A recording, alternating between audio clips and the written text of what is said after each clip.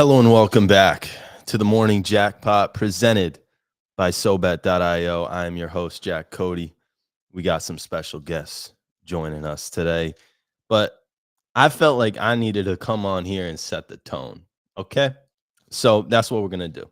I'm going to tell you exactly what we're going to talk about today. I'm going to give you a little brief introduction, but nothing more. I'm going to wait for my guests to come on here later and truly speak their opinion, but I felt like it's important to get my own opinion off and running as we hit the morning jackpot.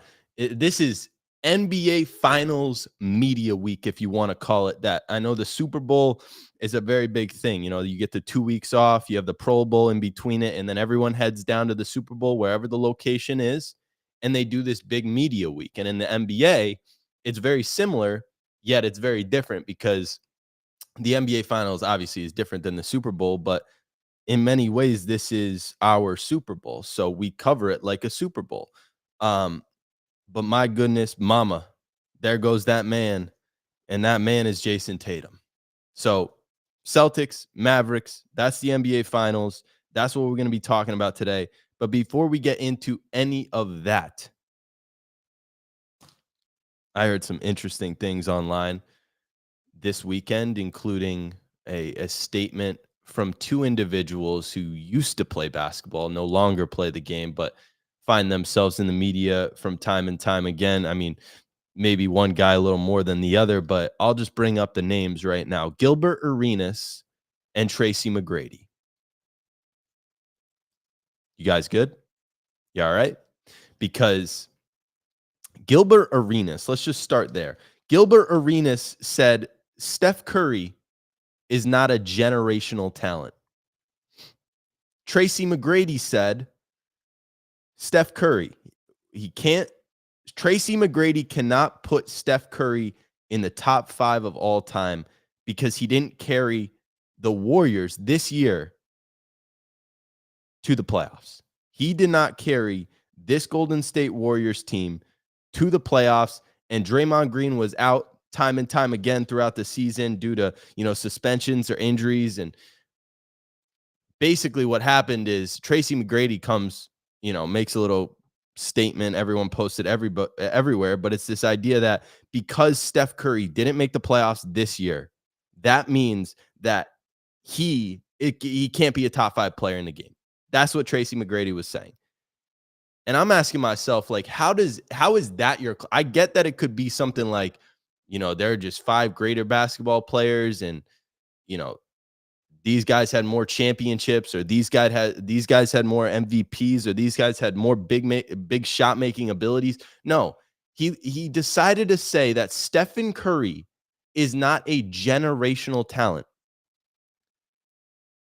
Do you guys not understand? Sorry, I'm mixing up both people, but I'm kind of putting them together because I think it's the old head generation, Gilbert Arenas, Tracy McGrady, 2 guys that didn't win a whole lot in the old head generation that are trying to find a way to stay relevant and keep the old head generation of basketball relevant. Because I'm here to tell you right now, do you want me to be as simple as possible? Nathan, you're backstage listening to this. I want you to listen to this and have a counterclaim for it, okay?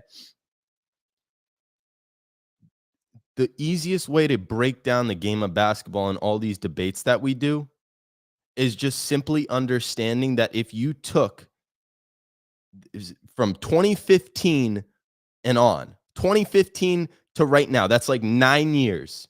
If you created the best possible team from those 9 years, you got the best possible players over the course of those 9 years, and you created a roster.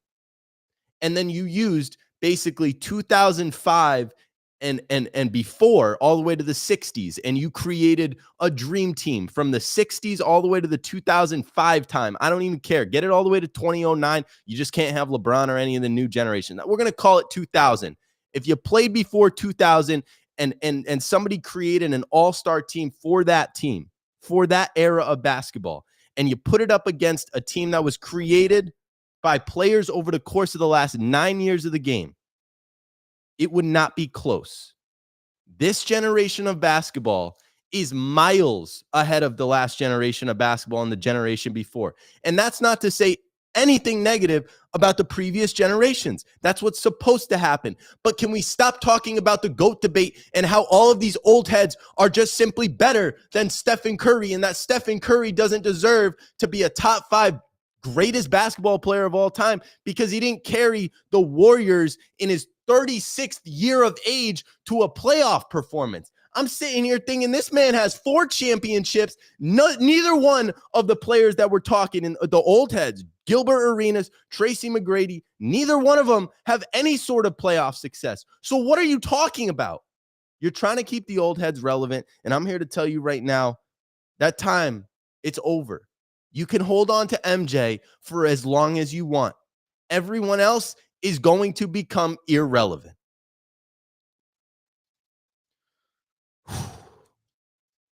Before I bring Nathan on, I have one more statement to make.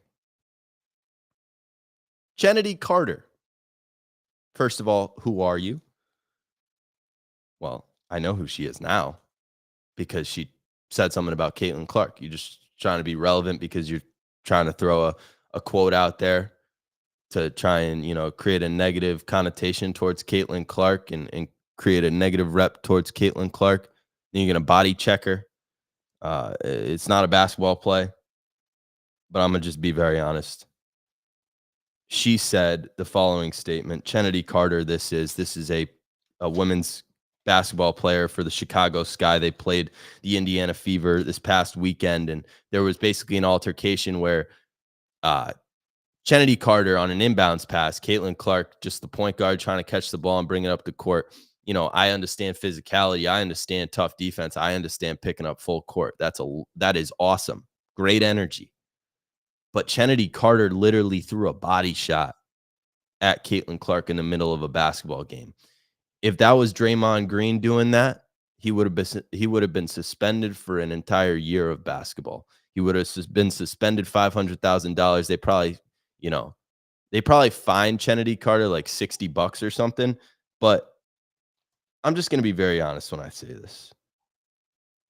Caitlin Clark gets shoved by Chennedy Carter. And then after the game, Chennedy Carter gets asked by the media a question. She basically says, I'm not answering any Caitlin Clark questions. Okay, so if you're going to bring that energy, if you're going to talk that shit online, then when it's face-to-face with a reporter, talk your shit too. Don't avoid it. Don't avoid it and then go on your phone right after the game and start talking shit. That is the definition of soft. But she goes, after the game, Chennedy Carter, she tweets. She goes, and that's that on that. Because besides three-point shooting, what does she bring to the table, man? Chennedy Carter said that about Caitlin Clark. Hey, Carter, do you not realize that she's putting money into your pockets? Who the fuck are you? I'm sitting here asking myself, that might be the most ridiculous statement in the history of sports. Caitlin Clark, she could come into the WNBA this year. They're 2-9, whatever the hell they are. They could lose every single game. She could make 1-3 a game, stink it up. But I've seen enough because she dropped 30. I've seen enough. Clark's going to be the GOAT. No ifs, ands, or buts.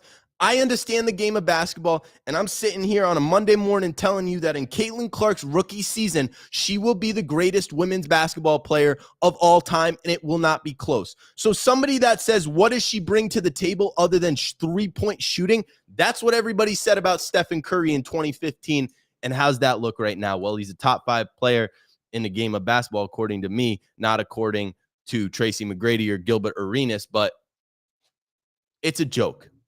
Caitlin Clark is generational. Caitlin Clark is the reason why WNBA players are not only going to become more relevant, but they're actually going to be able to support their families more and put more food on the table and gain more contracts and be able to go on fun vacation. Like, bro, why are you talking shit about Caitlin Clark when she's the direct person that is getting you paid?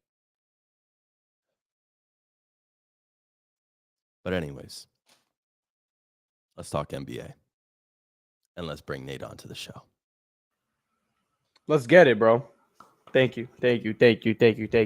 First of all, bro, I want to add on to that take a little bit. Yeah, let's keep talking about it. Come on. Because that got you very, very fired up. So I want to Yeah. entertain it a little bit because, first of all, where the hell are Caitlin Clark's teammates in all of this? Great point. She gets shoved down, and Chennedy Carter ran back on defense, and there was nobody that stood. I don't see. Did anyone even help her up? Aaliyah Boston, the inbounder. That was literally it. But what happened, bro, is if you are running back after you shove, like, imagine if this happened in the NBA, there would be 5 guys on Chennedy Carter ready to throw hands. Like, just like surrounding, yeah. And it doesn't even matter who the player is. Mm-hmm. It's just like this is literally like the Jackie Robinson of the WNBA.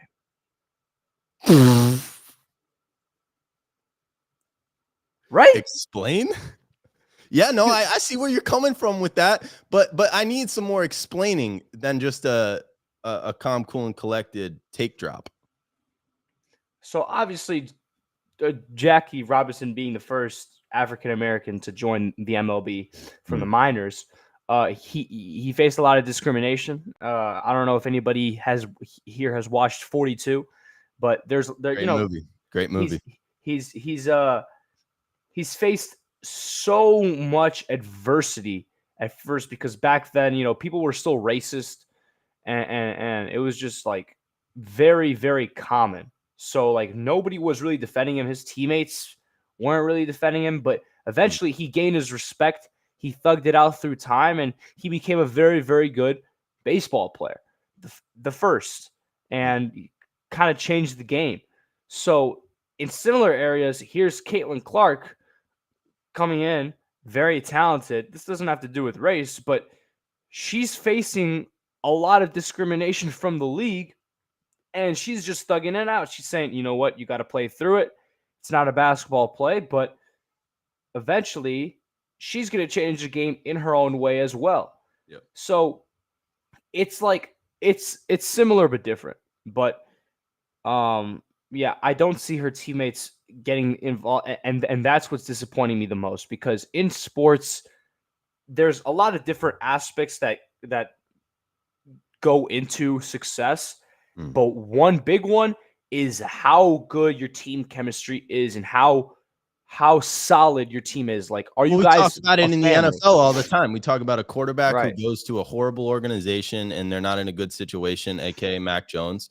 And well, the Patriots aren't a horrible organization, but situation means something. When you go to a place and those first 4 years are coached by a bad coach, or front office doesn't know what the hell they're doing, or you're not getting the right pieces to surround you, then that could be it. But I'm also talking about like I'm also talking about your unit as like one being a family, like having a bond. You know what I'm saying? Like having a team like that. But it's like there's nothing like that. Imagine being named Chennedy. That's a crazy ass name. That's a crazy ass take. Well, Nate, we got a special guest. We got a special guest joining us. We got Joel from Pick a Side Podcast, and I'm gonna bring him on shortly. But before he gets on here, I want to make a quick statement. I'm sure he can hear me backstage, but probably 2 years ago, 2 or 3 years ago, I started podcasting. It was always my dream, but there was always that podcast on TikTok that surfaced first before any TikTok podcast, and it was Pick a Side Podcast, and it was this kid's face right here that shined throughout all those clips, and he set the tone, set the example for a lot of different podcasts that you see nowadays. So it's an honor to have him on here. We got Joel from Pick a Side Podcast joining the show. Hey, what's up, fellas? How you doing? Oh, I'm a little bit close. Gotta get a little bit behind here.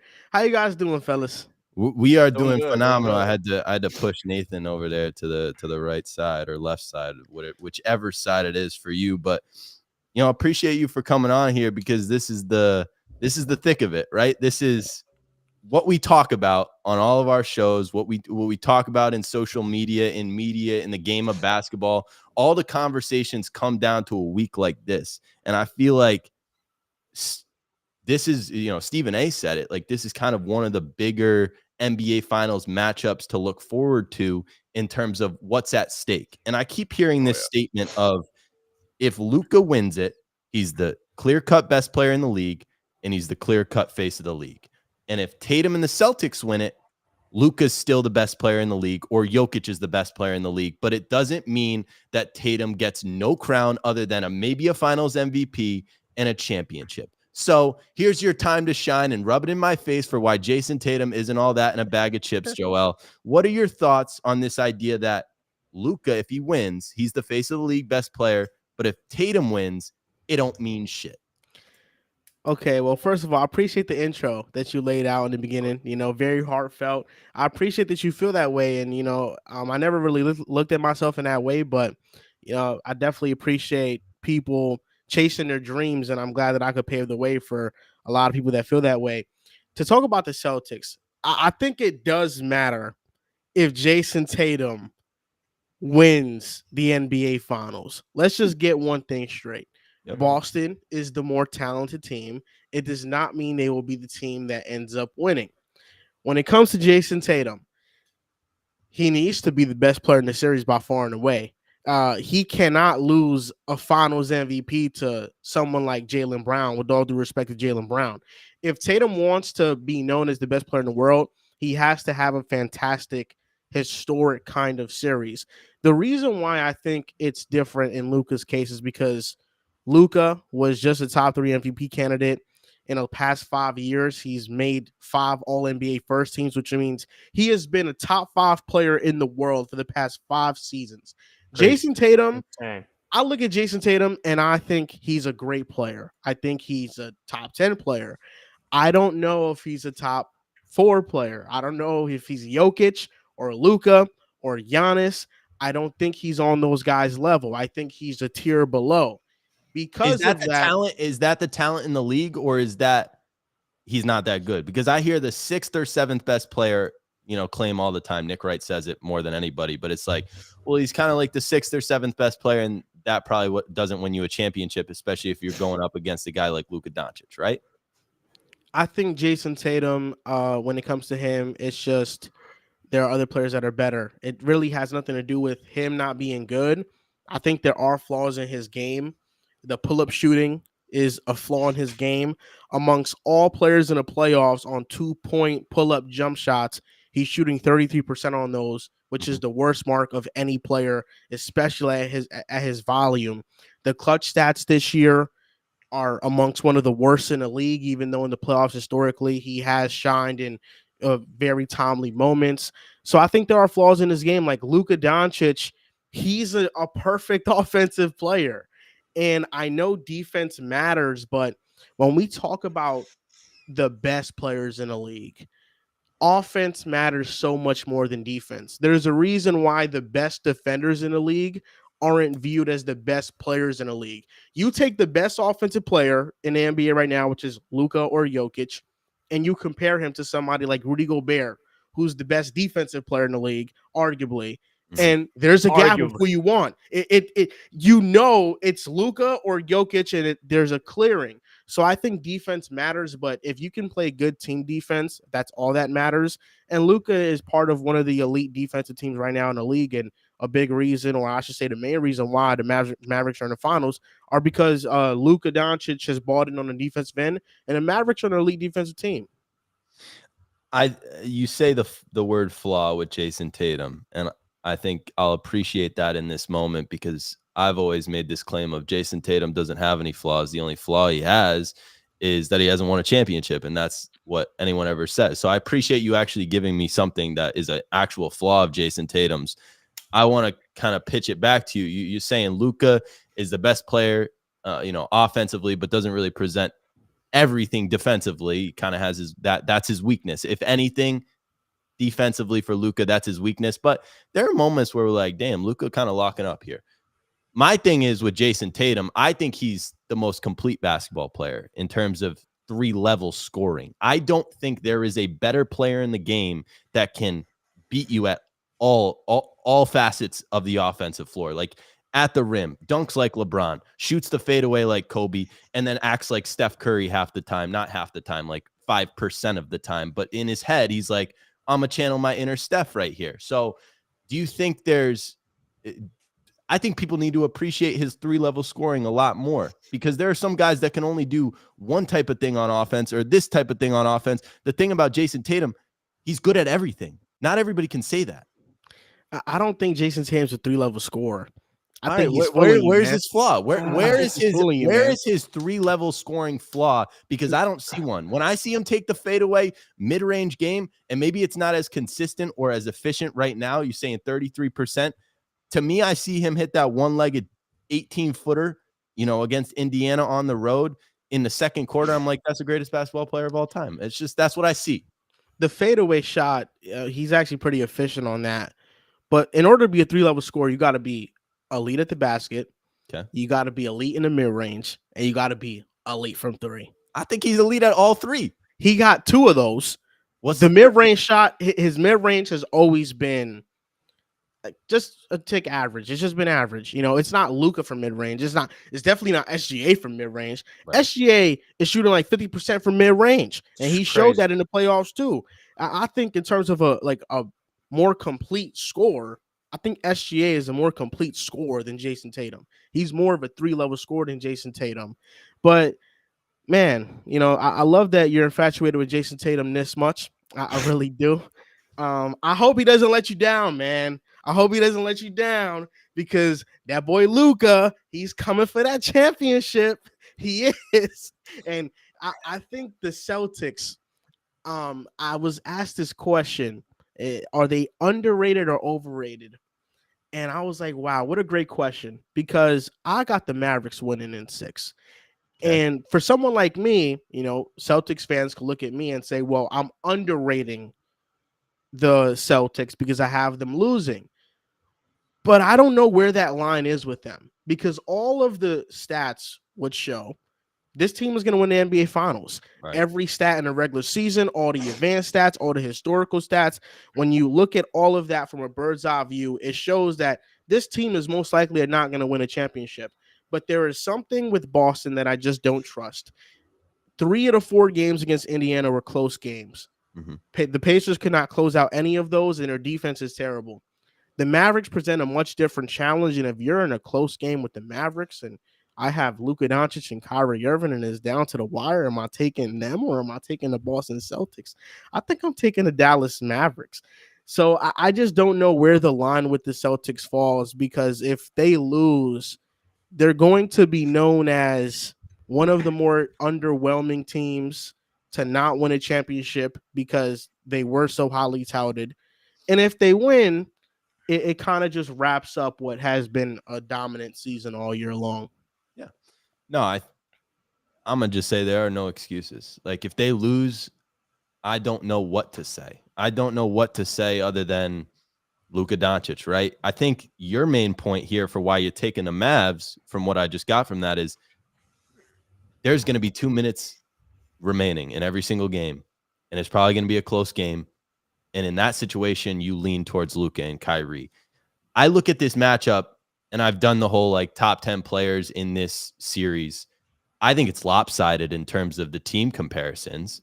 And I think if you're Boston, how do you guard Luka and Kyrie? Well, you just contain them, is what Mazzulla kind of said, is play good defense against them, but basically take everybody else away. Is that the strategy if you're Boston? You kind of just contain Luka and Kyrie, or do you kind of have to throw doubles? And when that screen comes, I was talking about it last week, is they love the pick and roll, right? They're going to try and get Al Horford in the pick and roll, or even Jayson Tatum at times. He's kind of slagging back a little bit. Do you kind of have to push the Luka or Kyrie to make them get off of their attack and push them backwards basically in that pick and roll? Or are we sagging back? We're not throwing any doubles. What's the strategy when guarding and playing against this Dallas Mavericks team? It's going to be tough, because I think with Luka Dončić, he can manipulate the game in so many different ways. Mm-hmm. I think, number one, you can't play drop against him. And one of my biggest worries in this series is how Porzingis is going to look. I know that he is coming back, but this is the first time he's played in a game in a while off an injury. He's Not going to be injury 100%. prone. Yeah, he has to get revamped, and he's not going to play 30 minutes off the bat. Right. How is he going to look in space when he's guarding? I trust him as a shooter and stuff. What was his injury? It was the Giannis injury. It was a like knee Achilles. injury I or wanna say it was calf like string? hamstring. Yeah, calf, Achilles. It's Yeah. you never want an injury like that with a tall, skinny, long 7-footer. That's not what you want. That sounds about right. So how is he going to fare in a pick and roll? Because the Celtics pick and roll defense has been the worst pick and roll defense of any team in the playoffs thus far. Mm-hmm. They haven't had Porzingis though. They've had Al Horford, who he is at this point just very old and can't guard in space. So how much does Porzingis help that, or is he a liability? From my perspective, I just think that Luka Dončić is going to try to dominate and embarrass him the same way that he did to Gobert, if not worse. Mm-hmm. I think he was hunting Gobert. He was longing for that switch. And for someone like Kristaps Porzingis, who has been very vocal in not liking the way Luka runs Dallas's offense, kind of throwing subtle jabs here and there, I can't wait for that matchup. I can't. There's really no way to contain Luka and Kyrie. There's not. You can't guard them one-on-one. There's no defender that can guard Luka one-on-one. Same thing with Kyrie Irving.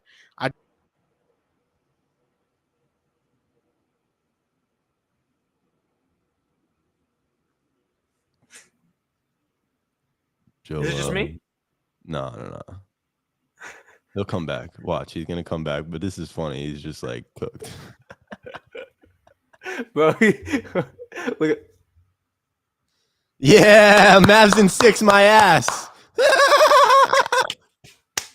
this happens when you say Mavs in 6. He said my Damn. computer bugged out. My bad. I'm gonna text him. I'm gonna be like, "You good? Hop back in whenever." Yeah, he bugged out. All right, I'm gonna take him off the screen real quick when he hops back in. But bro, I'm gonna ask you, and then we'll bring him into the conversation. But it's the chemistry aspect. I kind of want you to expand on your take that was a couple of days ago. But you basically made this claim that Luka and Kyrie have more chemistry than Tatum and Brown, and I'm like, bro, what? The reason why I said that, yeah, and I can't wait for him to respond to this take too. Yeah, is because I feel like they have so much more trust with each other. I feel like when Jaylen Brown takes over a game, it's like him doing it on his own, but like, okay, Jayson Tatum knows his role, knows to like step aside. Jaylen Brown's going to drop 40 or whatever, but it's like it's either one or the other goes off. Mm-hmm. For the Mavs, I feel like they could both go off and secure a win. Yeah, it's just like, I don't know. That's just me. Yeah. So when he hops back in here, this is the series where Jayson Tatum shows his greatness. There is nobody on Dallas nor the league that can check him. All right. Before Joel hops back in here, let's check out SoBet.io, our proud sponsor and host of the show, if you will, presenter of the show. Make sure you guys are subscribing to this YouTube channel. Electricity at all facets of the game. But yeah, let's hop on SoBet real quick. Let's check this out. Let's see what we got going on. So Betty, we got some tennis plays. If y'all are bored, if you're bored of, there's no NBA tonight, and if you've been struggling in the MLB, then take some tennis. Medvedev over 3.5 sets. I love it. Yesterday, June 2nd, recap. Oilers got it done last night. A lot of people were on Dallas. Edmonton advances to the Stanley Cup. Man, why do we gotta wait till Thursday, bro? What'd you say? Why do we gotta wait till Thursday, man? Because the Pacers and Timberwolves are ass. Yeah, I guess you're right.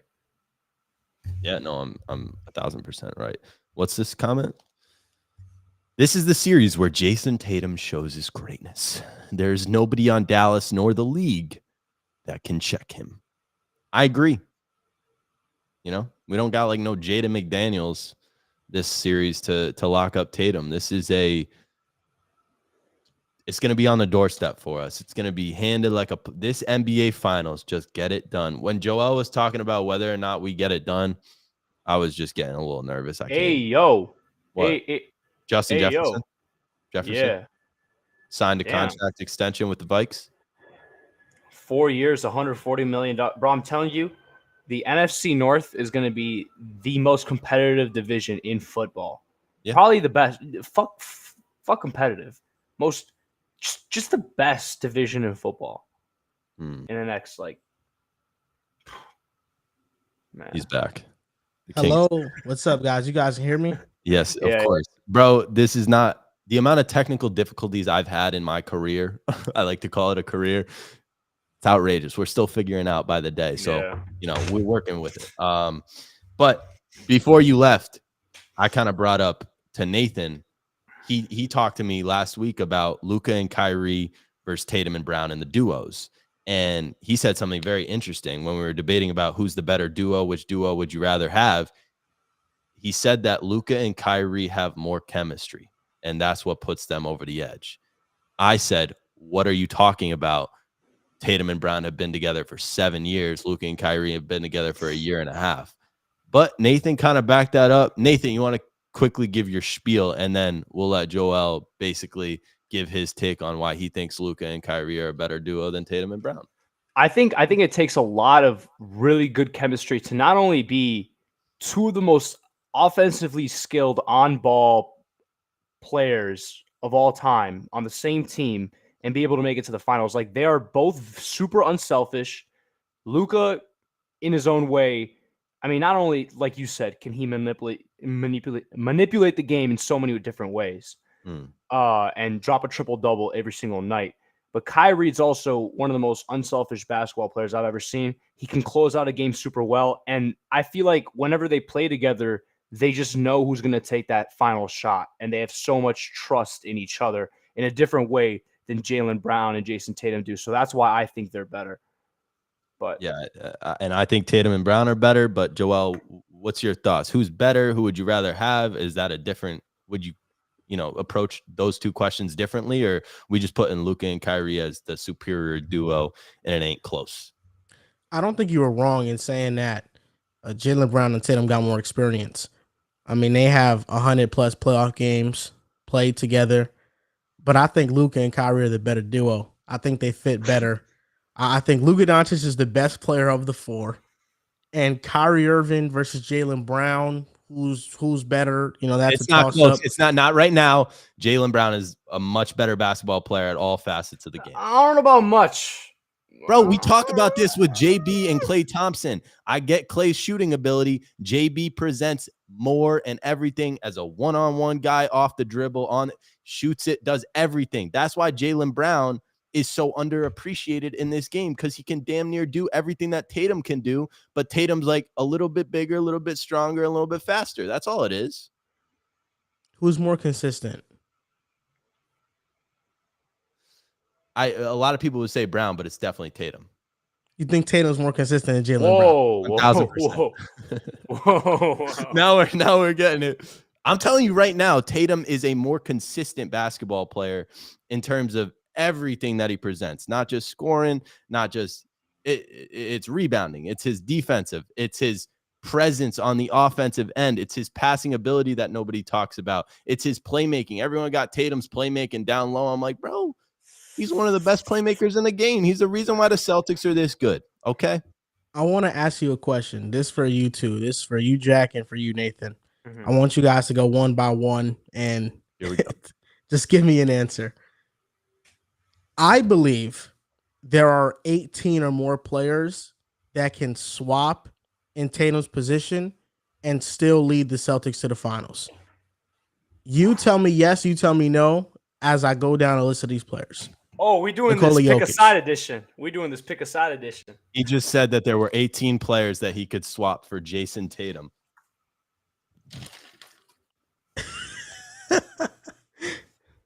Okay, first name up, Nikola Jokic. I would take Tatum over Jokic. Okay, but would the Celtics be in the finals with Jokic if they had Jokic instead of Tatum? Yes, I'll say that. Luka. No, Yes. they would be worse with Luka Dončić. Would they be in the finals? Probably. But can we call it an NBA championship? Like they would win the title with this player instead of being in the finals. Because I think the Celtics would be in the finals with this East, right? But to actually win it. Let's just do Nathan. This player, if you swap Luka for Tatum right now, they made the They would Eastern make the Conference finals. They made the NBA In this- finals. in this- Do they in this have a Eastern championship Conference. ceiling? Do they win the title this year? I'm gonna say with Jokic and with Luka, they would win the title. Yes. Giannis. Oh, that's interesting. Yes. Yeah. Steph Curry. Yes. Yes. SGA. No. I'm gonna say yeah. A healthy Joel Embiid. I don't even know what a healthy Joel Embiid looks like. If you're taking Tatum off the team and you're putting Embiid on the team, that's Holiday, Drew, D. White, JB, and Kristaps and Embiid. I think that team's ceiling would be making the finals. I don't think that team wins the finals. That team is not better than the team that we have right now, and the ceiling's lower, but they probably still win it all because Kristaps and Embiid is a scary sight. Anthony Davis. All right. AD is no. LeBron James. I might say yeah, bro.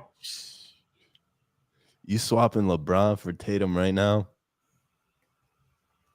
Oh yeah, LeBron bringing that team to the chip. LeBron bringing that He's team. definitely getting him there. He'll get him there. But Oh yeah. do they beat this Dallas team? Yes, bro. 100%. Yeah. Yes. A healthy Kawhi Leonard. No. Because that's not Yes. Stop glazing. Stop glazing, Nathan. God. No glazing on this show. Kevin Durant. You seem to forget who Kawhi Leonard is, but I know Kevin exactly Durant. who Kawhi Leonard is. I forgot him because where has he been the last 3 years? What was the last one? Or Kevin Durant. KD.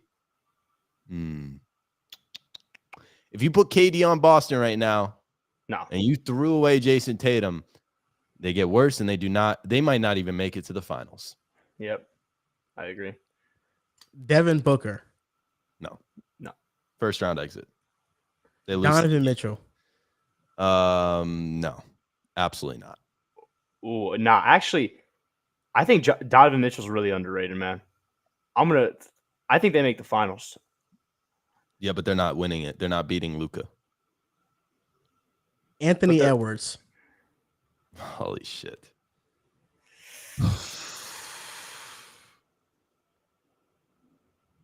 Yeah. They make the finals. They don't win the finals. We just saw it. We literally just witnessed Anthony Edwards against Luka Dončić. Jimmy Butler. I know your answer for all of these guys is they would win the title, right? I think they would make it. I don't know about winning the title. It changes with most of them. I mean, I don't think they're going to win a title with Jayson Tatum. So, you plop in players that are in this tier are a little bit worse, then no, I don't think they win the title. But I think the ceiling is still a championship ceiling. Yeah. Yeah, Jimmy wins it. And this is a hot take for you guys. Jimmy Butler, get him out of here. They would be a first round exit. All right. No. Zion Williamson. Ugh. Zion. Absolutely not. I think this question is the prime example of how much people don't understand the impact of Jayson Tatum and his presence on the court. That's all I'm going to say. No, not Zion. I think Zion with this spacing would be unstoppable. What's kind of your ceiling for Zion? You think that I heard you guys made a video the other day about trades and stuff like that, and BI was brought up as somebody that could be a potential trade. What's your kind of like future, not to like switch topics right now, but the Pelicans seem like this big question mark in the NBA with, you know, what seems like a decent future. You obviously have Zion Williamson. It's kind of a place to be, and yet they never seem to really figure it out, get all the pieces. Like, what do you do if you're New Orleans moving forward, or at least in this offseason? I think the roster doesn't fit. It's a bunch of wings without a real point guard initiating any offense, and Zion has to be that. I think trading Brandon Ingram would be the right move. It would have to make sense, though. I think for somebody like Garland or DeJounte Murray, it makes a lot of sense because then you can start Herb Jones and Trey Murphy, and I think that's what they want to do all along. You have Zion play point forward. You bring in somebody like DeJounte or even CJ could stay in, and then you get a center that can space the floor. I feel like for them, that's what they need. They need a center that can play both ends of the floor efficiently because Jonas gets played off the court. I think that team is not far off from competing if Zion he stays healthy. Like I thought if he stayed healthy in the first round, they could have gave OKC a fight. I don't think they would have beat them, but I think it would have been a longer series for sure. It would have been a 6 or 7 game series. I think Zion ceiling is an all NBA performer, one of the 15 best players in the league, maybe at his very best, like pushing top 10. I think that's how good he is. I love it. I brought this up before you got on here and even before Nate got on here, but there have been 2 guys in the media this week that have said some pretty outrageous things about Stephen Curry. And I want to just completely cancel the 2000s and below and like never talk about any player from that era ever again. Like they don't deserve to be even top 10 all-time players ever, but you know, I'll probably get canceled for something like that. So, you know, respectfully, Tracy McGrady says he wouldn't put Steph top 5 because he didn't carry the Warriors this year to the playoffs. Okay. He also has 4 championships. And I don't know, Tracy McGrady, like what are you talking about? Then Gilbert Arenas said Steph Curry is not a generational talent. So between the 2 of those comments, it was just very obvious that we're getting to a point where it's going to be old heads versus young heads, or this generation versus that generation. And it's going to be a whole lot of like, this generation is clearly more talented, but then the old heads are going to just try and say these crazy things and hold their ground. So when you hear both of those things, does it aggravate you a little bit? Because to me, I come on the show this morning and I was just screaming because that's 2 of the more ridiculous, most disrespectful statements I've ever heard. Steph Curry is arguably, not arguably, I put him top 3, and I think there's no reason to waste time. There's no reason to, you know, dwell on it or say, you know what, let's wait a couple more years until he maybe wins a 5th championship. No, we all understand that Steph Curry changed the game for good, was arguably the face of the league during LeBron's era, and he won 4 championships in LeBron's era. He's a top 3 player all time, and he was 6'3" and dominated. That is why Steph Curry is a generational talent. So, Joel, what are your thoughts on all that? Okay, so on the Steph point, top 3 all time? I do. I would, whenever I talk about a game, I say you gotta have Jordan, you gotta have LeBron, you gotta have Steph, you gotta have Kobe. Those are the 4. Those names, and you could throw Kareem in there as your top 5, but those are the 5, right? And then you get into Shaq, you get Bird, you get Magic. But to me, I think that the top 5 players of all time, in my eyes, would be LeBron, Jordan, Steph, Kobe, Kareem. So Steph over Kobe Bryant. That's just my personal opinion. I know there's a lot of Kobe's. That's crazy. To me, I think Steph's 4 versus Kobe's 5. You obviously, Kobe has 5, Steph has 4. But to me, what Steph was able to do, I don't want to take away, like, you know, Kobe was Kobe. He was probably the most talented offensive player of all time. But what Steph was able to do off the ball and in the area that he was in, and the way he changed the game, to me, I think he's going to get a 5th. But even if he doesn't, I think his 2 MVPs and his sustained dominance through a LeBron era puts him top 3 for me. What Tracy McGrady said, I think he was wrong. I don't think Gilbert Arenas was wrong. I don't think so, because Why? I think there is a difference between being a generational talent and being a generational player. Steph Curry is a generational player. Is he a generational talent? Nobody else I don't looks think like so. Steph Curry walking down the street, and nobody can do what Steph Curry does because Steph Curry is a generational. I am the first person to tell you, I pick up a basketball every single day and I try and recreate what Steph Curry does. And boy, does it not go very well. I get winded, I pass out, and I probably miss 90% of the shots that Steph's making. But you can't recreate what 99% of NBA players can do. I mean, that's a top 1%. So I mean, in that case, all of these NBA players, to some capacity, are generational talents and players because they are very few and far between. With Steph Curry, I think what he's accomplished, what he's done for the game, how he's changed it, he's a generational player. He defines an era of basketball. That's a fact. Mhm. But when I think about generational talents, I think about players that were highly touted coming into the league. LeBron James, 6'8", capacity, a point guard, generational talent. Victor Wembanyama, generational talent. Even somebody like Zion Williamson, who came into the league and he was just a kind of a different athlete. I think of like physical specimens and athletes. With Steph Curry, he came into the league and nobody thought whether or not he was going to pan out. Nobody kind of signed and sealed him as a generational talent or prospect. Mhm. He became that with his hard work, his dedication, and just his natural gift for playing basketball.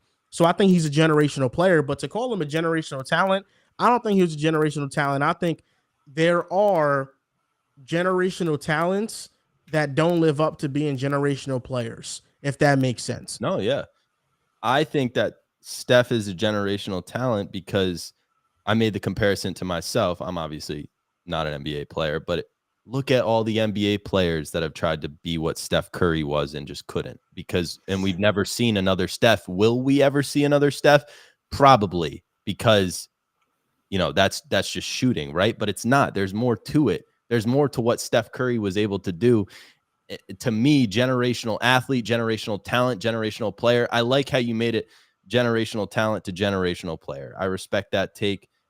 I respect the physical specimen, but to me, talent is talent. And I don't think anybody is really more talented than Steph Curry in the history of basketball other than who? LeBron, Kobe, MJ, right? Who's more talented in your opinion, Kyrie or Steph?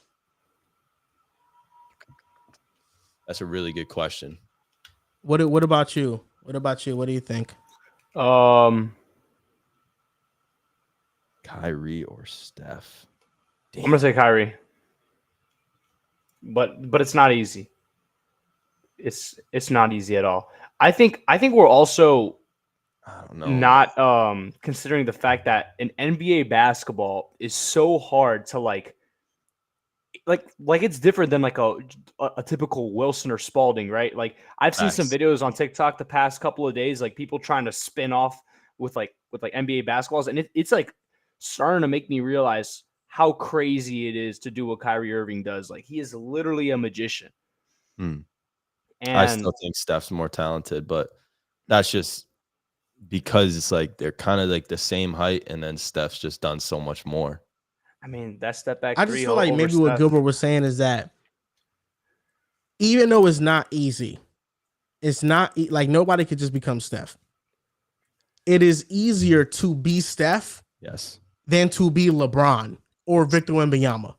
Like that, you just have to win the genetic lottery. Mm-hmm. It's much easier to be Steph, to the point that a lot of people can replicate and mimic his game, and they don't have to be the most physically imposing athlete to be a great basketball player.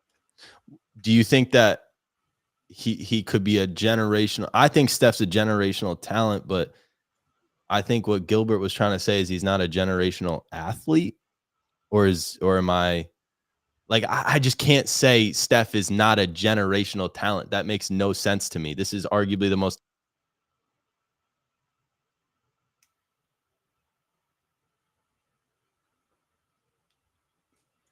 Technical difficulties. Can y'all hear me? Yeah. Yeah. All right, bet. Yeah, no, I was mind boggled by that shit. But you kind of agree with what McGrady, you would say you'd agree with what McGrady said, and you would wait, sorry. Yeah, you'd agree with what you would I agree disagree with with what him. Arenas said, and you disagree with what McGrady said. Who's your top 5 of all time? My top 5 of all time: Michael Jordan, LeBron James, Kobe Bryant, Kareem Abdul-Jabbar, and then at the 5th spot, I'll go with Magic Johnson. I think that's my top 5. I don't think Steph Curry is near the top 5. I think he'll finish as like maybe the 10th, on the all-time list when it's all said and done. But Tracy McGrady was wrong. I don't even know if he was just talking about top 5 of all time or just top 5 right now. But both statements are wrong because Kobe Bryant, in his prime, he missed the playoffs, and he's a top 5 player all time. LeBron James didn't make the playoffs in every year of his career. So I think that's wrong. And a top 5 player right now, I mean, Tracy McGrady, I thought was one of the best players in the league when he played. And he never got out the first round as the guy. So I think his statement just lacked context and just really didn't do a good job at depicting what Steph Curry was around this past season on the Golden State Warriors. Fire takes. Mm-hmm. All right, I got 2 things left for us. We got a top 5 quarterbacks. We're going to switch the sport right here. Top 5 quarterbacks according to CJ Stroud, and we'll talk about our 5. And then to wrap it up, we'll draft. We can either do heading into next season NBA players, draft the starting 5, or draft all-time NBA players who can build the greater team. So we'll let Joel decide which draft we do. But CJ Stroud comes out and says his top 5 quarterbacks from last season were Patrick Mahomes, Lamar Jackson, CJ Stroud, and then he had Dak and Hurts. He left out Allen. He later then corrected himself. He put Allen in there. I would have said, don't even put Allen in there. But respectfully, what do we think about CJ Stroud's top 5? You got Pat, Lamar, CJ, Allen, and Dak as the top 5. You got Hurts at 6. This is from last season. So before we even talk about heading into this season, would you agree with what he said about last season, Joel? No, he was wrong. Josh Allen's the top 5 quarterback in the league. In fact, Josh Allen is the second best quarterback in the NFL behind Mahomes, and I don't think it's close. I respect CJ for having himself in the top 5. Yep. He was not a top 5 quarterback based off last season. I don't think so. Actually, you know what? I think he was. I take back what I said. I think he was. Top 5 from last season only: Mahomes, Josh Allen, Lamar. I think that's consensus top 3. Joe Burrow, Justin Herbert are not here because they did not have top 5 quarterback seasons and their seasons were cut short. Mm-hmm. So the next 2 up, Dak Prescott, he was an MVP candidate. I think you put him in there. And I think CJ Stroud wanted to respect Dak. But if I'm just going off of who's better, man, I think to round up my top 5, I'd go with CJ Stroud and I'll go with Jordan Love. That's the top 5 quarterbacks from last season. I think Dak is not in there for me. He had great stats against opponents that were not the best, but then against the teams that were really good, he really came back down to earth. And Jordan Love, I feel like, elevated his game. Same thing with CJ Stroud. So that would round out my top 5. So you got, for me, it would be Mahomes, Burrow, CJ, Love, Allen. And that's kind of heading into next year more than it is last year. I didn't mind what Stroud had to say, but you kind of just hit it on the head. I think Jordan Love, and we got a Packers guy luckily sitting right next to us. I think Jordan Love is the equivalent to what I say about Jayson Tatum. He's this kid who has all the raw talent and just go prove it. You got all the potential in the world. You got the platform to do it. You got the fan base to do it. You now have the weapons and franchise to do it. If you're Jordan Love, the NFC is wide open for the next 5 years. But at the same time, it's not really wide open because you're in the NFC North now, right, with Chicago, who got Caleb Williams. And we just saw Justin Jefferson signed a contract extension with the Vikings. So, Nathan, what's your top 5? Because I would assume you'd have Love in there, but is he a top 5 quarterback in your eyes heading into next season? Is he top 2? Is he behind Mahomes? Is he better than Joe Burrow? Is Jordan Love top 5? You know better than to ask me that question, Jack. He's actually number 2. It's Mahomes number 1, Jordan Love number 2, CJ Stroud number 3, Josh Allen number 4, and I know Joe Burrow was injured, but I'm putting him at number 5. Yeah, And no this red. is honestly my list heading into next year, more so than like last year in general. But Yeah, because Lamar just going to hand the ball off to Derrick Henry all year, and he can't make any throws on third down when it truly matters most. Exactly. That's a very, very good point. That's a very good point. Joel, I just see. Yeah, what's your let's just call it a way too early Super Bowl prediction. If you had to give us a Super Bowl and AFC NFC matchup, what would it be? Kind of the top 4 teams heading into next year. I'm going with the Bengals versus the Packers. Bro, you see, you know what you're talking about. See, we might not agree on basketball. We might not agree on ball, but we agree on football. That is a beautiful thing. I think we can just all declare the Super Bowl right now in this moment. Everybody shut your phones off and just understand the situation. It's going to be Packers versus the Cincinnati Bengals. And I would say Joe Burrow, this is kind of his MVP season. This is his, or at least Super Bowl MVP. Not that that award really means anything in the NFL media, but I think Cincinnati's just going to come back and like go crazy, like a 14-3, 15-2 type of season. I looked at their schedule over everybody's schedule. I looked at Cincinnati's schedule and I saw 15-2. And that was the only schedule where I was like, this team, maybe San Francisco, but even San Francisco, I don't know. The Bengals are going to run the table and they're going to have 1 or 2 losses, and that's about it. Am I wrong to say that? Listen, man, I would love for that. I think Joe Burrow, it's the return of the Jedi. You've seen his hair, MVP level season. I think that's in the works for him. I feel like he needs that. And the Super Bowl, he needs that. Listen, Joe Burrow is one of the best quarterbacks in the NFL. And not too long ago, I mean, he was the second best quarterback to me. I think it's him, Josh Allen. Josh Allen just has a more raw, natural talent and just can do more things on the field. But Joe Burrow, to me, it's just as good. Do you think that losing Stephon Diggs affects Allen in a positive or negative way? Well, I think it affects him in a positive way. I think Stephon Diggs was a cancer in the locker room. And I think that the Bills receiving room, I think their offense is going to be better without Stephon Diggs, because I think Dalton Kincaid is going to be a stud. I think Khalil Shakir is a stud. Curtis Samuel is an underrated wide receiver. And Keon Coleman, he fits what they want to do. So it's not always about having a star level talent. It's about having the pieces that fit. And I feel like their offense now makes much more sense. And Josh Allen is going to spread the ball around to everybody on that team. No more Gabriel Davis, right? Nope, he's in Jacksonville. Interesting. I got the Jets winning the AFC East. Me too. Ooh. I like that take. And I think to top that take off, I think this is Aaron Rodgers' final best season, if that makes sense. Like, we could legit see Rodgers go out there and win another MVP award this year. It wouldn't be like every year. I feel like in the NBA, we're always like, all right, is Jokic really going to win it again because he just won it the last 2 years? Or, all of a sudden he's just in it again and you can't give the award to anybody else other than Jokic. I feel like a guy like Rodgers could go crazy this year and win the MVP and compete for a Super Bowl. But the final thing we'll do here is do a little drafting all-time NBA players, unless you want to draft like a team heading into next year. But I feel like all-time creates a little more drama for the people. So should I draft first? Yeah, because I want to make the first overall pick the right first pick. We could draft like 2010s and up. I like that.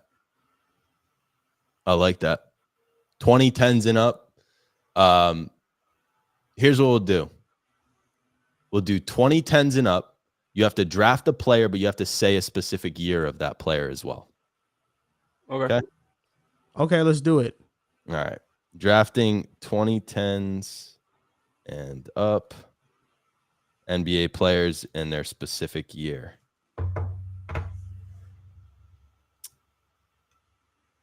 So are we each creating a starting 5? Yes, everybody creates a starting 5. I'll pick first. You get second. Nathan gets third. We're not doing a snake draft because I feel like that messes up the flow. So I'm going to have the advantage, and we're just going to go Down the line. All right.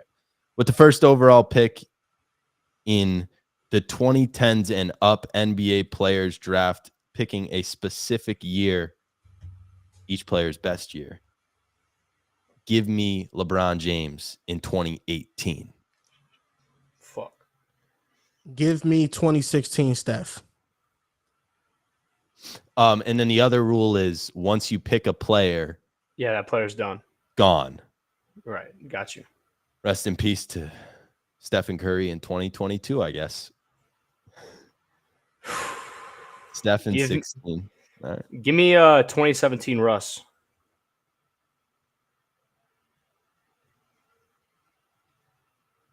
You got to be kidding me. Oh, I'm not kidding you. I'm dead serious. That's the best point guard we've ever seen. It's the most talented point guard we've ever seen.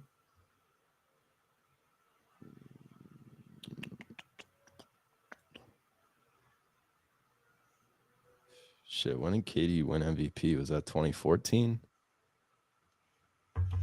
I feel like KD on the Warriors was low-key tougher. That's just me personally. We got to clutch the numbers. Well, honestly, you really can't go wrong, though. No, you can't. But I'm going to say KD in 2017. You really can't go wrong, but I feel like that first year with Golden State was just a beautiful thing. I mean, he was probably better that second year chem-wise, but farther away from his MVP season. So I'll take Kevin Durant with my second overall pick in 2017. With my second overall pick, I'm taking 2022 or not. I lied. Well, you could my take second overall pick. I'm taking 2021 Giannis. 2021 Giannis. Thought you were going to go in a different direction there. Okay. Nate? Give me 2018 Harden. That's a tough backcourt.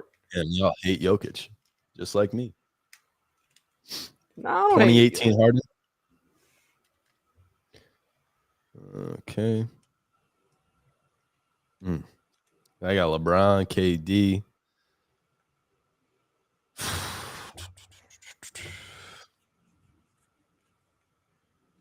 I'm going to go with. Damn. I'm going to go Jokic. But when am I going to go Jokic is the question. When do I think Jokic was at his best? Well, probably the year that he won the title and got snubbed of an MVP. So I'm going to go with Jokic last year. Jokic in 2023. That was. I'm going with 2019 Kawhi. Shit. Took that right from me, bro. I sniped you. Nate loves the Clippers. He's a big Russell Westbrook supporter, big Kawhi Leonard supporter. So I don't know if he's actually a Clippers fan or just he likes. Well, I'm a Russ fan. I go wherever Russ goes. All the losers of the NBA in 2010s.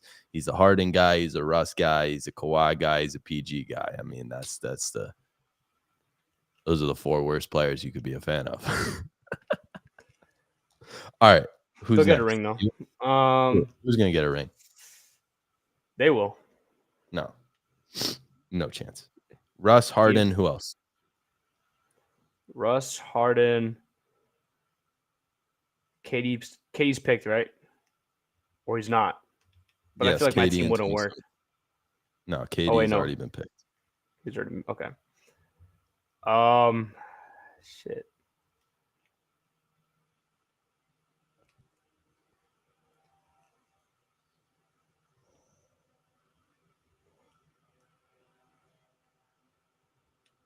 Did Kobe have any prime seasons? Nah. 2010 probably would be the prime season. Yeah, the best season of that era for him. Yeah, you could snag Kobe if you want. You know what? Yeah. I'll take 2010 Kobe. All right. See, what I could do is I could get interesting here. I could put LeBron at my point guard, which is what I'm actually going to do. LeBron at point and keep Jokic at the 5. KD, you be the 3. So I need a 2 and a 4. I'm going to take Dirk in, was that 2011?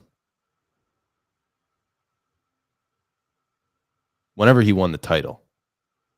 That has to be 2011. Okay. You going with 2011? Yeah. I'm going with 2020 Anthony Davis. Well, that's a good pick.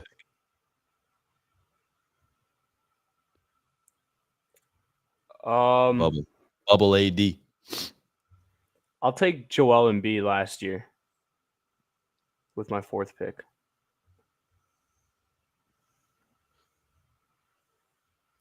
All right, so I got LeBron, KD, Dirk, Jokic. Perfect. Give me Jayson Tatum in the 2024 season. My next pick is going to be a wild card. Oh my goodness, I haven't taken Luka yet. So wait, I have Steph Curry. You have Steph, Kawhi, Giannis, and AD. You need a shooting guard. That's your Luka pick if you want it, but it could be Luka. That would be a great pick, honestly. I could go with Luka, but I know I'm gonna hurt my team by making this pick. Might not be the flashiest of names, but I thought he had a hell of a season back in 2018, and he's forgotten about. I'm going with 2018 Victor Oladipo. Made All-NBA first team, finished, he was an All-NBA teamer. He made All-NBA second team, went toe-to-toe with LeBron in the playoffs in the first round, 24, 6 and 6, I think he averaged. Yeah, I'm going Victor Oladipo. I really cannot hit on that pick because it's a viral take among the Indiana University community, but I basically said that Victor Oladipo is the best. Nothing about greatness. We all understand the rings and the championships and the banners from Indiana University and the Hoosiers and the legacies of all those great, players from back in the day. But to me, the most talented, best basketball player that has ever worn an Indiana Hoosiers jersey is Victor Oladipo. He was legitimately the Michael Jordan of college basketball when he was playing hoops. So that's a hell of a pick. I love that pick.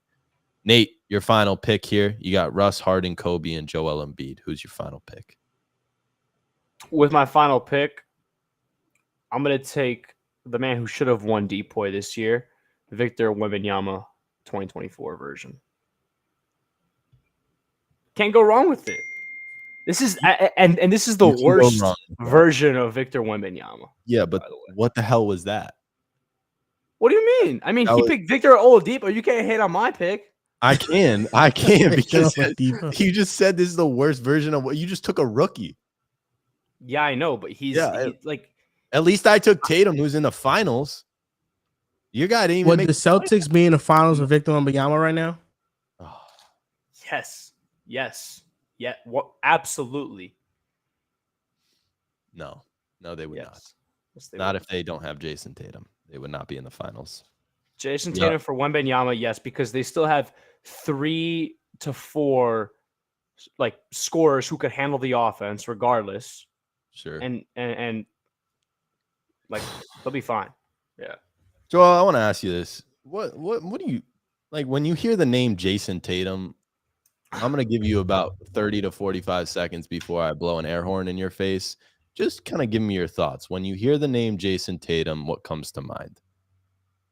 Blood boils, filled with just angriness, just emotions overwhelming me. Can't stand the guy. Can't stand looking at him. Can't stand the way he plays. Can't stand the way he dribbles. Can't stand the way he shoots. Can't stand the way he talks. Just can't stand the guy. You're hating on aura. Like I just can't stand the guy. The definition of aura. I mean, we see a comment right here. It says greatness. Aura and greatness. Those are the two words that come to my mind. Aura, bro. He has no aura. I just don't see it. I really just don't see what people see in him. Really, I don't see it, man. I think Jeremy Grant, get him on his team. the aura doesn't change at all. All right. So to wrap this thing up, appreciate you for coming on, Joel. Been a hell of an episode. Before we get you out of here, we heard Dallas in 6 from you earlier, but to kind of put the conclusion on the NBA Finals prediction, Nate, Joel, I mean, I'm Celtics in 5, Celtics in 4. I know, Nate, I told you last week I wouldn't be surprised if it was a sweep, but it's just take it one game at a time, and we get This is a 7-game series, bro. I think this is a 7-game series. Fine. No, it's not, bro. There's a difference between the Celtics and Mavs. There's a difference between the talent, the structure, everything, bro. This is a complete mismatch. So if Luka really wants to be who Luka is, go prove it to me, bro. But to me, Tatum's the better player and the Celtics are the better team. So how does Dallas win this series? Yeah, but you think this is like 2K or something where the better team always wins. This is not 2K. This is like the Boston Celtics have, not always looked as good as they should be on paper. Yep. And Luka just has the ability to control the game on all facets. So they play. It's not going to be an easy series. They never play good. I'll be the first person to say this, especially after watching those first 3 rounds. The Celtics really don't play good against bad teams. They don't. When there's not a star in there, when the team ain't as good, they just don't. They don't show up. It feels like sometimes they got through it. They got to the NBA Finals. Chris Stapps is coming back. You didn't really lose much. And now you get to play against a team who is going to bring that level of intensity and competition. And I just feel like we're going to see the best version of the Celtics we've seen all year in these 4 to 6 games. And to me, it's a 5-game series. Get the gentleman broom out, and we will see y'all in 2025. Joel, you get the last word here. Dallas in 6. Why? The Mavericks are going to win in 6 games because they have the best player. They have the best duo in the series. I think their defense in every series this playoffs has adjusted to take away what those given offenses do well. Versus Minnesota, it was protecting the rim. Minnesota was elite at getting to the basket and finishing against Denver and Phoenix. Dallas posed a different threat with the rim protection. Daniel Gafford has been the best rim protector in the playoffs. Derek Lively has been top 4. They have elite rim protection. Boston has finished at the rim at an elite clip. That won't be the case this series. And they are going to funnel mid-range shots for Jayson Tatum to get them off the 3-point line. And that's Jayson Tatum's most inefficient shot, and they're going to live with it. Then on the other end, there's no stopping Luka one-on-one. There's no stopping him in pick-and-roll actions. And I think P.J. Washington and Derrick Jones Jr. and those role players will play more than their part. And I got the Mavericks winning because I think they are the better clutch team, and they're going to show at these playoffs. These finals, I should say. That's my receipt right there. I'll hit you with one of these. I'm going to clip that. I'm going to post it, and then I'm going to probably repost it after we win it all. But it's all about receipts for me at the end of the day right now. That's all it comes down to. But my goodness, I said at the start of the show, Celtics, Mavericks, this is truly beautiful. It's exactly what anybody in the media could have asked for. I think it would have been nice to see Denver and Jokic, but at the same time, it's good to see new teams. And it's good to understand that Minnesota beat Denver, and then Dallas made Minnesota look like they were either tired or they looked like, it just wasn't their year. They weren't ready for that big moment, that big Western Conference Finals series. So Dallas earned it. Boston earned it. And now it's about the 2 best teams in the NBA going at it to see which team can be crowned the champion. And ultimately, I think it's going to crown the face of the league and who the best player is in the league. But that's just my personal opinion. And Joel, I appreciate you for coming on. Everyone that's tuned in, go check out Joel's podcast and Pick a Side podcast. If you want to plug anything else, feel free to go for it, bro. Yeah, you guys can find me, Pick a Side podcast, or at Joel V. Moran on Instagram, Twitter, anywhere else. I really appreciate you guys having me on. This was a great show. Yes, sir, bro. Appreciate you for coming on, and I'm sure we'll be talking throughout this NBA Finals, but enjoy it. And best of luck to the Mavericks in 6. All right, Nate, any final words?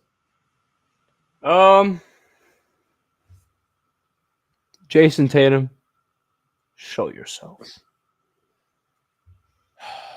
Jayson Tatum, show yourself. I know I'm right here. Show yourself. You got anything?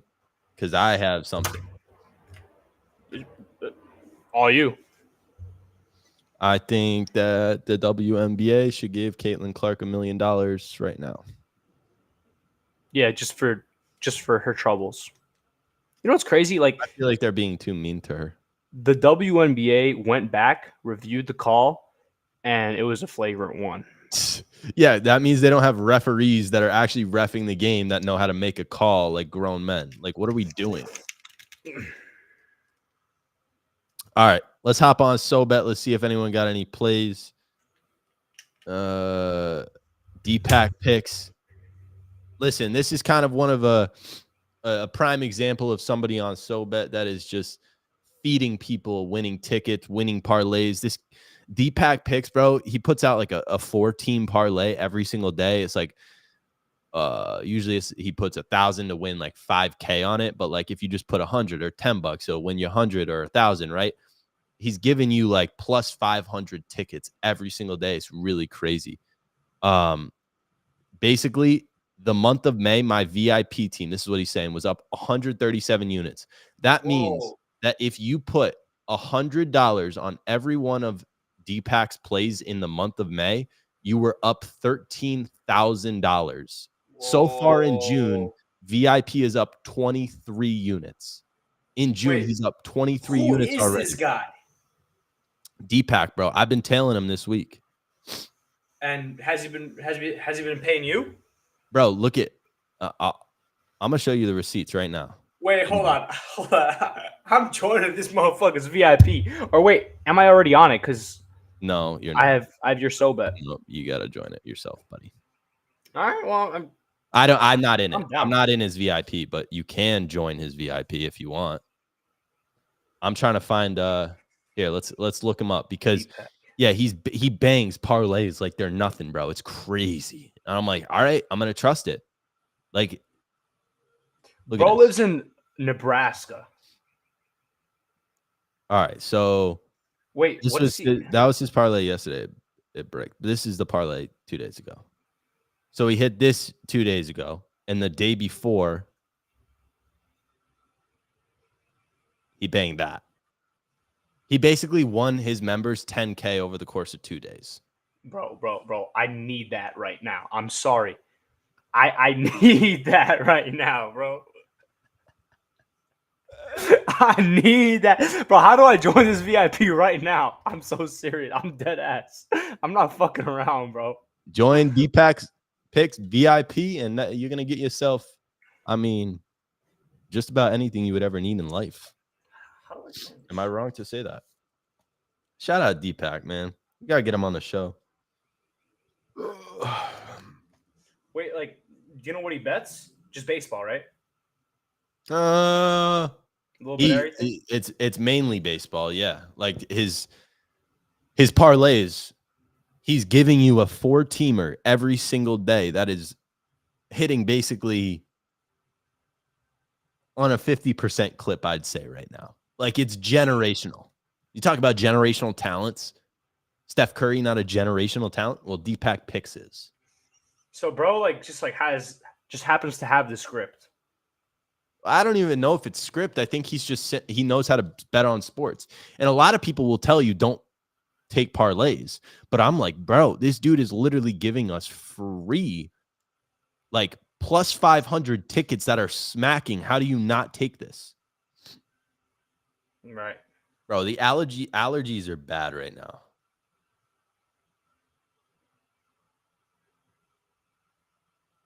Damn. SoBet sent you here. So nuts. So nuts. Bro, when do you want to do this bracket? We have a. Oh, we have you a want to pop up the bracket right now? Yeah, let's do it. Let's do it. Bet. Here's what I could screenshot it and then send it to myself and then screen share. I think I might have it actually. Oh, for real? I'm a screenshot. I'm gonna send it to. Let's see here. Yo, if you guys are just tuning in now, make sure you hit the like button and subscribe. Turn on the notifications. Here we go. Here's the bracket that I got.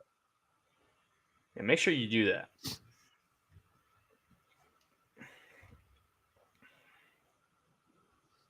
Is your favorite Steph Curry championship 2022? It's the one that I can use in all of my arguments to say why he's greatness. So it's not my favorite because he beat Tatum, but it's his most accomplished title.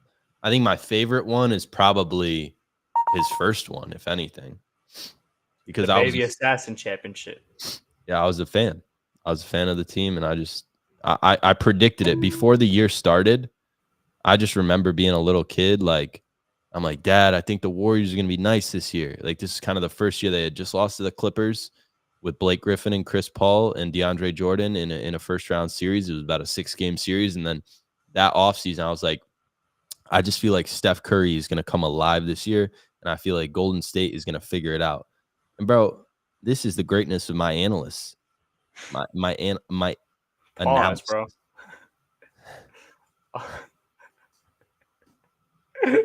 That's a huge pause. The way you said basically, I filled out their entire schedule. Like back in the day, I used to like print out the schedule and I would put a win or a loss next to every team name, and I literally had them going like 73-9, and they went 73-9. Like I predicted the future. Damn. But all right, let's pull up this. Let's see here. Overlays, logos. How do I gotta figure this out.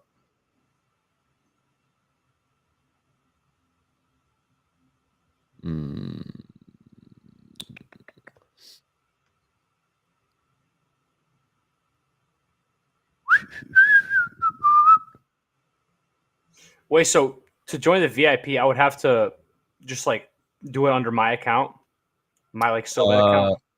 Yeah, or you could just do it. Oh, here we go. Oh, ready? Look at that. That's beautiful. All right, fellas. So we got ourselves an NBA Finals MVP, best NBA Finals MVP of all time. I like to call this the bracket of greatness. That's what you want to call it? Tatum going to be on this soon. Yeah. Also, a reminder: 2024 Tatum is not on this, so you better not just like try to sneak him onto this shit. He hasn't won it. It's fine. It's all good. All right, let's just start at the top. And when you sent me this last night and I looked at it, I'm like, I didn't even look at the rest of the names on it. I literally just looked at the first two, and I'm like, okay, this is going to be a debate. So we got LeBron. It's not a debate. It's not a debate. This is a one-on-one tournament. It's like the All-Star game almost. It's a one-on-one bracket. What do you mean? What do you mean? What do you mean one-on-one? It's just who's better. It is?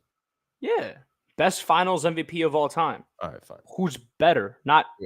You're right. You're right. Do you see? Do you see? You're right. I'm bugging. My bad. You bug. LeBron in 16 or Steph in 22? Who was better? It's LeBron. It's LeBron. I don't think it's LeBron. No, stop yourself right there. Because all right, fine, it's LeBron. It's LeBron. He came. We can do this argument, but we're not going to. I mean, it's LeBron. This is nothing to take, bro. Every single matchup here is going to be a hard matchup. Like we're going to be leading off some Hall of Fame performances here for sure. But like LeBron in 2016, the greatest. Yeah, you're right. My bad. I was actually before I hopped on the show this morning, I was just watching like a LeBron James documentary about his greatness. It's just fire. I can't wait for the LeBron documentary, bro. Bro, that shit's gonna go hard. What do you think they're gonna name it? The GOAT? The best of all time? I don't know, but I need LeBron to win a fifth, bro. Yeah, he will. Just got to go join Steph. That's all it is. All right, Hakeem Olajuwon or Kawhi? So Hakeem in 95 or Kawhi in 2019? So let me pull up their stats real quick. Yeah, we're gonna need a. How was so Olajuwon in 95? Hakeem had 32.8 points per game, while Kawhi had 28.5. Rebounds, Hakeem had 11.5, while Kawhi had 9.8. He had 5.5 assists per game, while Kawhi had 4.2. I love what Kawhi was able to do going to Toronto in that trade rumor situation and winning a title. But no, if we all know if the injuries don't happen in that series, then he's not the finals MVP and Toronto doesn't win it all. So I'm gonna give it to Hakeem Olajuwon. He averaged 32 a game, bro. But you still got to give it to Kawhi. I think this is where you and I both split, because I might be biased. Why is Kawhi better? I think Kawhi is better because in the way that he did it. Like, he put his team completely on his back against a team that was without two of their three best players. Like, think about this. Like, you also have to take into account the way that he got there. Like, the game winner, the buzzer beater against Philly. Yep. Like, he took town. Like, without Kawhi Leonard, they would have three-peated Golden State. Like, he is the ultimate three-peat stopper. That is what Kawhi Leonard is. And yes, you could say that. That's why I'm going to – I mean, you want to go Kawhi? You want to go Kawhi? We'll go Kawhi. Sure, Hakeem had better stats, but I think Kawhi was more deserving of the MVP. All right, fine. So, Kawhi in 2019 over Hakeem Olajuwon. All right. Then we go Tim Duncan in 03 versus Dwayne Wade in 06. I'm going to go Tim Duncan in 03, but I'm going to agree as well. He was averaging 17 rebounds, bro. And 17 rebounds, 5.3 assists to Dwayne Wade's 3.8 assists. So he averaged 10 more rebounds than him, 10 less points, but he was just more impactful in general. And he also swept, I believe. So, okay. Yeah, Tim. KD in 2017 or Kareem in 1971? So Kareem averaged 27 points per game, while KD averaged 35. Rebounds, 18.2 for Kareem, while KD averaged 8.2. KD averaged 35 in 2017 NBA Finals. Holy shit, bro! That's why he won Finals MVP. Yeah, I'm gonna give this one to KD. Actually, those were the years when it was like Steph literally deserves to be Finals MVP, and KD was just averaging 35. You couldn't do anything about it. Yep. So I'm gonna go KD there. I'm gonna go KD as well. Shaq in 2000 or Nikola Jokic in 2023? Holy shit. So Shaq was averaging 38 points per game. Jokic was averaging 30. You can't. His rebounds per game was 16.7. Bro, he was averaging 40 and 16. What? 2.7 blocks per game. Jokic had 7.2 assists, 14 rebounds. I'm not going to lie, bro. They're both like super dominant. Like, this is both extremely impressive, but like I'm giving this one to Shaq though. Like you can't. I think we got to see Jokic beat somebody that's not an 8 seed. Yeah, he also beat an 8 seed, Jimmy, but yeah, it was also a mismatch, and I want to see who Shaq beat, by the way. Shaq 2000. Was it the Pistons? Yeah. That's ball knowledge. Yeah. Look at me. Oh no, wait, no. Pacers versus Lakers. Pacers, Lakers. It was 4-2. I knew that. Reggie Miller. Couldn't get it done. All right. So we go Shaq over Jokic. Then we got Magic versus Bird. What do we got? What are the years? Magic versus Bird. Bro, they knew exactly what all right, so Bird. They knew exactly what they were doing creating this. Yep. So Bird had 24 points per game, while Magic had 21.5 points per game. Rebounds generation, bro. I'm the biggest Celtics fan of all time. You're telling me that these dudes averaged 21 and 24 in NBA Finals, and we're calling them top 10 players of all time? Okay. Wait, hold on. Let's also take a step back. If Stephen Curry was born in like the 60s and then he was playing in the 80s, I guarantee you he would have been the greatest basketball player of all time, hands down, no questions asked. If he spawned in the 80s, but like if he was born in that generation, he would have put up these exact same numbers, you know? Because like this is just how basketball was. No, because he would have changed the game. He would have made people realize you got to guard at half court and not at the 3-point line. Steph Curry made defense impossible to play in many ways. So why are we talking about Steph right here? Magic versus Bird. That's my bad. I would say Bird. In 86, Larry Bird in 1986, that's arguably a top 3 basketball player of all time. It's Jordan. Bird. Yeah, 86 Bird is definitely top 3. I'm going to take Bird. He had better stats, and it's 86 Bird. What do you want to say about it, bro? I'm taking Bird over Magic all day, every day. Damn, I want to So Magic had 2 more rebounds. Bird had 1 more assist, and Bird averaged 3 more points. I'm just gonna take Larry Bird and call it a day. I'm gonna take Bird as well.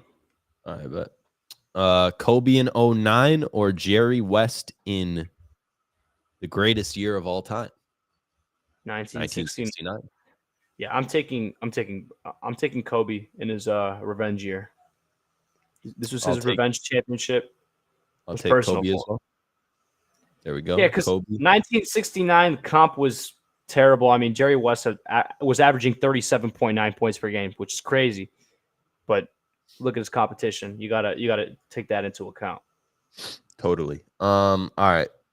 And then Giannis versus MJ. I'm gonna say MJ. All right, second round. LeBron versus Kawhi.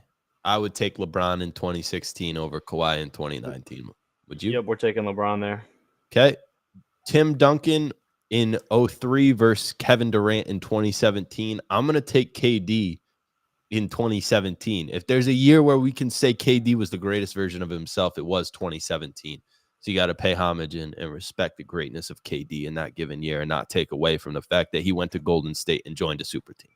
I'm going to agree. But like, it was also I don't want to say it was very easy to play well because like your team was so good, but like you got to give him his props. He averaged 35. Like that's still got to play the game. He averaged his jersey number. Yeah, that's a crazy thing that he was able to do. All right, so you're going to get LeBron versus KD in that semifinal matchup. On the other side, Shaq versus Bird. Shaq in 2000 or Larry Bird in 1986. I'm taking Shaq. I'm taking 38 points per game, bro. 16.7 rebounds, 2.7 blocks. Like, all I'm going to say, we're debating. We're literally debating polar opposites. So they're 14 years apart. They're different at every aspect of humanity. 1986. Except they're both nasty at basketball. But in terms of their traits on the basketball court, they do different things. So it's tough. Dominance, Shaq. Greatness, I would say Bird. Okay, if you take a look at the stats, Bird was not as dominant as you really think he was, because Olajuwon led game 1 in points. Game 2, it was Bird. Game 3, it was McHale from Boston with 28 points. Game 4, it was R. Sampson from Houston with 25 points.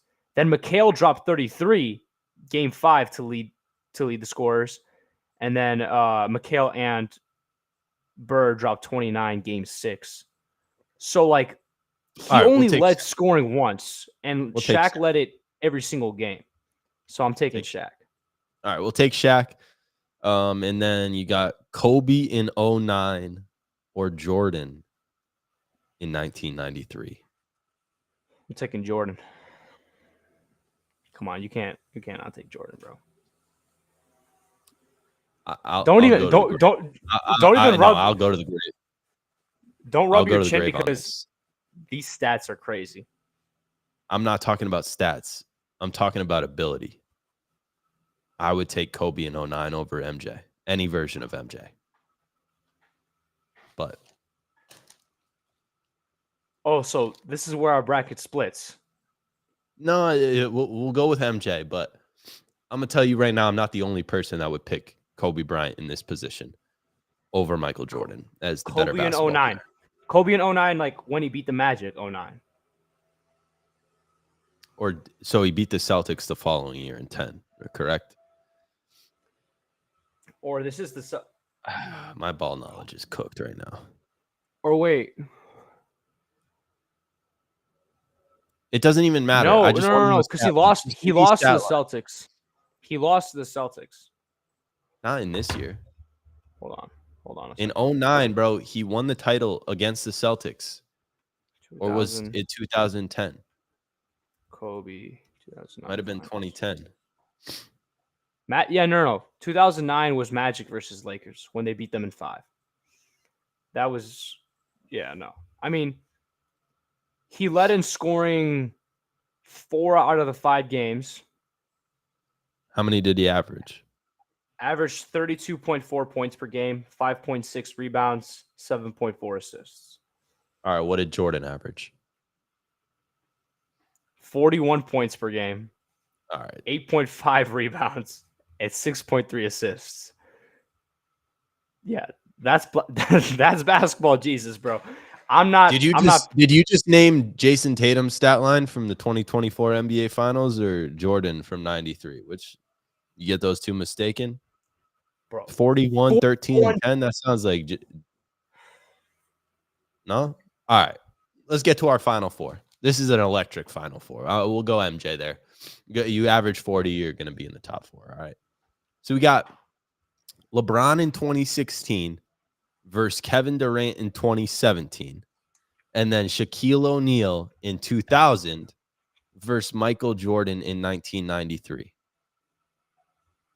Okay. We start with LeBron versus KD. LeBron in 2016. LeBron. LeBron's going to the finals. Yeah, I think you got to go LeBron. LeBron in 2016 probably trumps all, but we will see. All right, Shaq in 2000 or MJ in 1993. Who are you taking?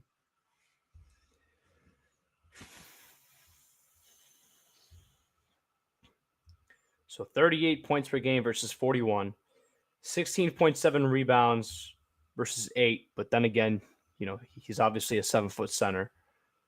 2.7 blocks per game. MJ had 6.3 assists. Yeah, bro. Me personally, I think I'm going to go MJ here. All right. And here you have it.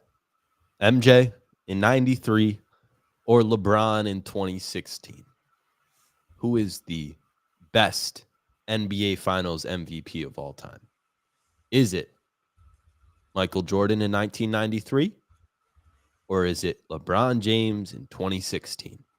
And if I had to pick a player, if I had to make a vote, if I had to declare one player in the game of basketball as the best NBA Finals MVP of all time, I would have to give it to LeBron in 2016. It's the right pick. It is the right pick. And I'll just also state that LeBron beat Steph in round 1. If LeBron and Steph were not whoever made this bracket, I get you were trying to have that LeBron-Steph matchup as the first matchup.